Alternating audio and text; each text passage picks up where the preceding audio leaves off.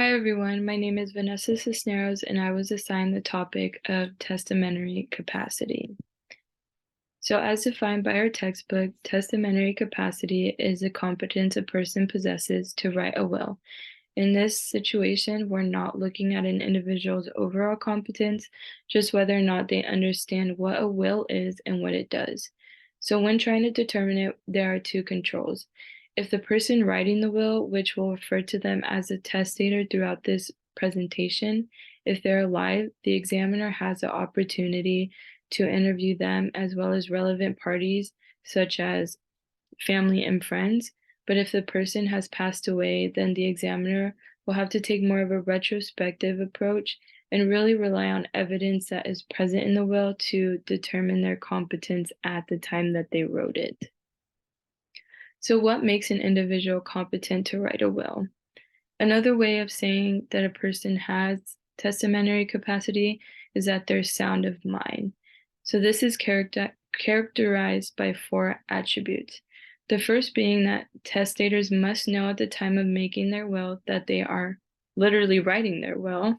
They must know the nature and extent of their property, or basically know what they possess physically. They must know the natural objects of their bounty, or really just recognize their family or people relevant to the situation. And they must also know the manner in which the wills they are making distribute their property. A few more details about testamentary capacity is that the law isn't looking for perfect capacity. They don't want every detail and every little thing to be written down and remembered. It's more that they're looking for a general understanding of the four attributes. Of course, the more details, the better, but it doesn't have to be necessarily perfect. Also note that mental illness isn't deemed incapacitation unless the testator's belief has no basis in reason, cannot be dispelled by reason, and can be accounted for only as a product of mental disorder. The video that I linked at the end of this presentation actually brings up a good example of how mental illness can play into testamentary capacity. So there are two ways that a will can actually be challenged. The first being that questions are raised due to atypical distribution patterns. So, for example, if a man passes away and he leaves his entire fortune to a random person he met one day in the grocery store, that would be seen as very suspicious and just out of the blue. So that would warrant an investigation into whether or not he had testamentary capacity. Another instance is if there's suspicion that the testator was subject to undue influence at the time the will was written. I'm going to go over 8 different characteristics that clinicians take into consideration to determine whether this suspicion is valid or invalid. So the first being the extent to which the testator was in a weakened condition and therefore susceptible to undue influence, the extent to which the alleged wrongdoer participated in the preparation or procurement of the will, whether the testator received independent advice from an attorney or from other competent and disinterested advisors in preparing the will, and whether the will was prepared in secrecy or haste. Those are the first 4. The next 4, whether the testator's attitude towards others has changed by reason of his or her relationship with the wrongdoer, whether there is a decided discrepancy between a new and previous will, whether there was a continuity of purpose running through former wills indicating a settled intent in the disposition of his or her property, and whether the disposition of the property is such that a reasonable person would regard it as unnatural, unjust, or unfair. Yes, that was a lot of information, but I encourage you to read back on it a little bit and understand that these 8 attributes are what help clinicians determine whether or not there was being pressure applied to a testator during the writing of their will or whether there was not. So remember those 4 attributes that determine whether a person has testamentary capacity or not. If those seem to slip your mind, I've gone ahead and underlined them here for you. So when a testator is alive, an examiner will take a different approach to an evaluation than if the testator has passed away.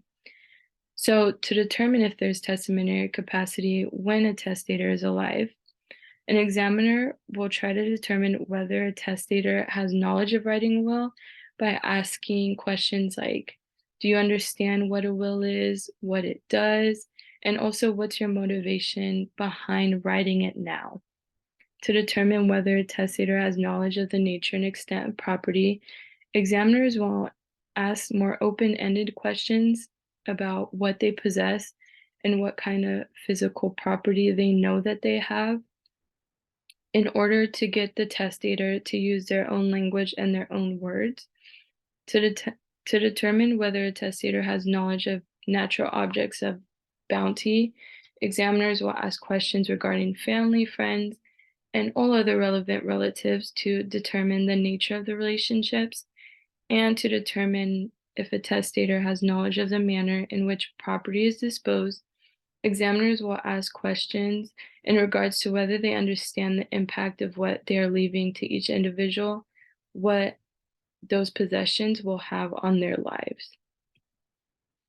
So continuing on, if a testator has passed, it kind of brings in a little bit more difficulty for the examiner, but it's not impossible to do. In order to determine if a testator has knowledge of writing a will, generally an examiner will accept that they did if they left a will behind. To determine if a testator has knowledge of the nature and extent of their property, usually an examiner will have to depend more on the evidence that's found in the will. If To determine if the testator has knowledge of natural objects of bounty, this is a little bit harder because examiners have to rely more on external opinions and try to rebuild their relationships from their perspectives, but usually it's not as difficult. And lastly, to determine if a testator has knowledge of the manner in which property is disposed, this attribute brings great difficulty to the examiner because no one but the testator knows when and why they made the decisions they did. Again, examiners will have to depend on evidence found in the will. And to wrap things up, make sure we cover all our bases. Clinician opinion about testamentary capacity, there can be mistakes just like every other thing in this world, confusing undue with reasonable forms of influence, basing judgment on diagnoses rather than relevant capacity, and misapplying concepts such as delusions and cognitive impairment. These mistakes don't happen every day, but just know that there is not 100% guarantee that testamentary capacity is guaranteed or not. Also, through physical and neurological exams, intelligence tests, interviews of the testator, and careful collection of information, clinicians can be very helpful. So these examinations, they do provide some form of help. And lastly, opinion testimony and challenges of testamentary capacity should be taken into consideration but not relied upon. Obviously, everyone has their own motivation, as sad as it is to say, especially in regards to wills. These need to be taken into consideration, but also realize that they may not be telling the whole story, and we should always prioritize the voice of the testator, whether alive or not.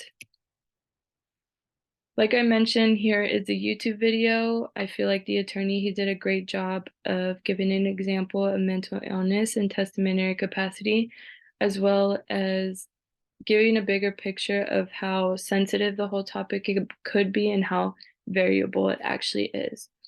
And for the question that I formed, to leave you with something, just think about this.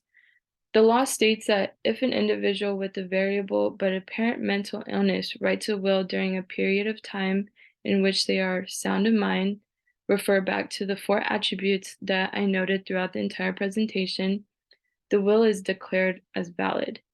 In your opinion, do you believe this is a safe practice? Can we trust that the statements and claims made in the will are completely true? And how would you prove that the individual was competent at the time of the writing of the will? These are my references, and thank you for listening to me talk about testamentary capacity.